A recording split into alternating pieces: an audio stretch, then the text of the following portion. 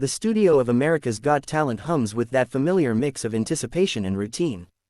Crew members move with practiced efficiency, cameras glide into position, and the audience settles in, ready for another audition that may or may not be memorable. From the judges' table, Simon Cowell sits back in his chair, arms loosely crossed, expression calm but guarded. He has seen thousands of hopefuls walk onto this stage, some talented, many forgettable, a few genuinely great. Tonight, at least at first, feels like it will be business as usual. From the wings, a Filipino teenager steps forward when his name is called. He looks younger than his age, slim, neatly dressed, trying his best to look confident even though his shoulders betray a slight stiffness. His walk to the center of the stage feels longer than it actually is, every step echoing in his ears. The lights are blinding, and the sea of faces beyond them blurs together into a single, overwhelming presence. This is the biggest moment of his life so far, and he knows it. Back home, his family is probably watching with held breath, phones ready, hearts racing. For him, this isn't just an audition, it's a chance to prove that years of singing in his bedroom, copying old recordings, and believing in a voice that felt different were not in vain. When Simon asks him a question, it's casual, almost dismissive in tone, the way someone speaks when they're expecting a predictable answer. Why this song? Why this style? Why Elvis? The question hangs in the air, and there's a ripple of amusement in the audience. Elvis is iconic, yes, but also risky. Too many contestants rely on imitation, leaning on nostalgia instead of originality. The teen answers politely, his accent soft, his words simple. He says he grew up listening to Elvis, that the music speaks to him, that he just wants to sing from the heart. Simon nods, not unkindly, but without much visible interest. At this point, it feels like another audition that will be pleasant but unremarkable. Then the music starts. The first note doesn't just fill the room, it changes it. The sound that comes out of this teenager's mouth is deep, resonant, and startlingly mature. It carries weight, control, and a warmth that doesn't match his age or his nervous posture from seconds earlier. There's an immediate shift in the atmosphere, like the collective intake of breath from hundreds of people at once. Conversations stop, smiles freeze, a few heads snap up in disbelief. Simon's body language changes almost instantly. His arms uncross, his eyes narrow, not in skepticism, but in focus. This is not what he expected.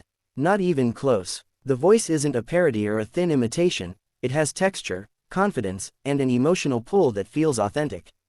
It sounds like Elvis, yes, but more importantly, it sounds like someone who understands why Elvis mattered in the first place. As the song continues, the teen's nerves seem to dissolve. His posture straightens, his grip on the microphone steadies, and he begins to perform rather than simply sing. Each phrase is delivered with intention. He doesn't rush, he lets the notes breathe, letting the silence between lines do some of the work.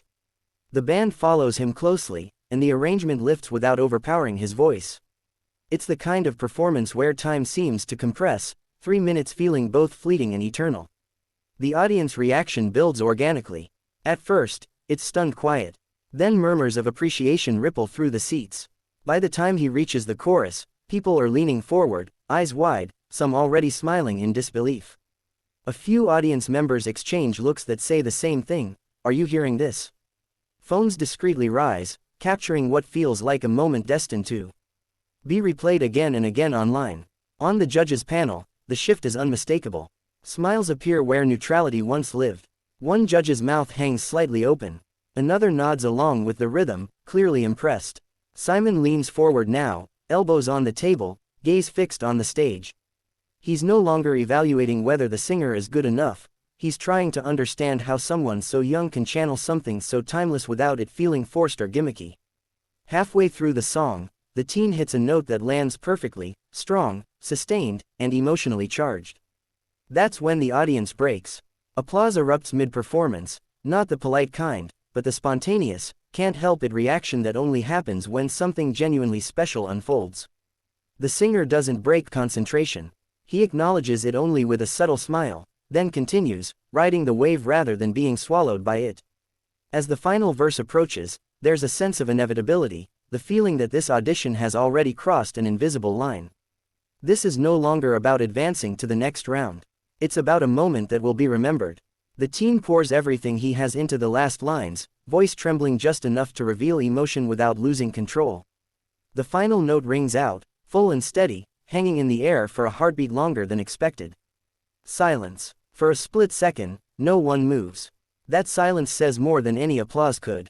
Then the room explodes. The audience leaps to its feet, cheers crashing like a wave. Some people are clapping above their heads, others shouting, whistling, wiping away tears they didn't expect to shed. The teen stands frozen, eyes wide, as if he's not entirely sure this reaction is meant for him. The judges rise as well, one by one, joining the standing ovation. Simon stands last, shaking his head slowly, a small smile breaking through his usually controlled expression. When the noise finally dies down enough for him to speak, he waits a moment longer, letting the gravity of the moment settle. He tells the team that he's heard Elvis songs for decades, that he's seen countless performers attempt that sound, that style, that legacy. Most fail because they focus on copying rather than understanding. What just happened, Simon says, was different. He didn't hear a teenager trying to be Elvis. He heard an artist honoring the music while making it his own. Coming from Simon, that praise carries weight. It's not flashy or exaggerated, it's deliberate, measured, and sincere. The teen's composure finally cracks.